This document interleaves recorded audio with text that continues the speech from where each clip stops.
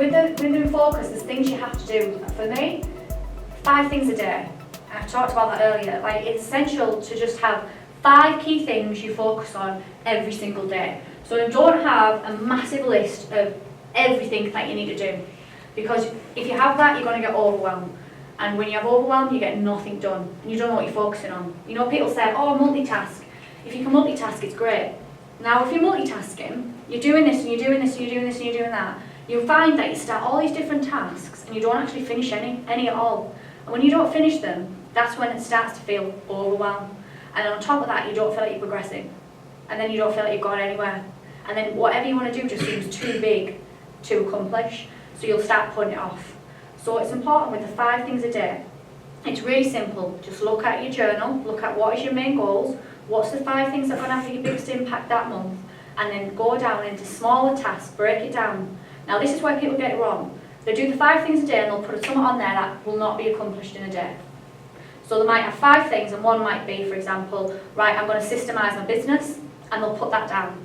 Now, to systemize a business, there is thousands of tasks to do in that. So if you put that as one of your things to do in a day, you're not going to do it.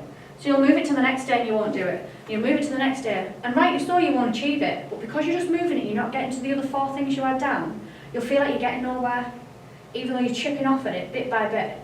So it's so important when you do this, your 5 things a day, you break it down into smaller chunks. Okay, if that's one of your things you want to systemize your business, first of all, what area do you want to systemize? What does that look like? Who needs to be involved in it? Who do you need to contact for it? What do you need to create for it? And then those tasks become smaller and smaller and smaller. And the main thing about it all, guys, is focus on one thing. One thing at a time. Don't look at the whole 5 things. You just go, right, what's the main thing? Keep the main thing the main thing. What is it? Number 1, whatever that is, you work on it until you've took it to the point you can't do no more that day. And then you move on to the second. Do not start to do things in all 5 at once. I call it like batting the tennis ball.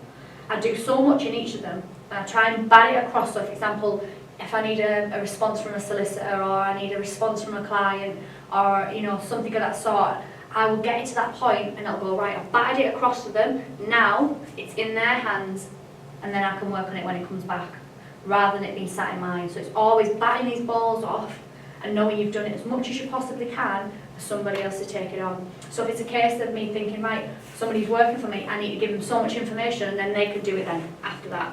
That's what I need to work upon and do. That will be the point I get it to move it forward.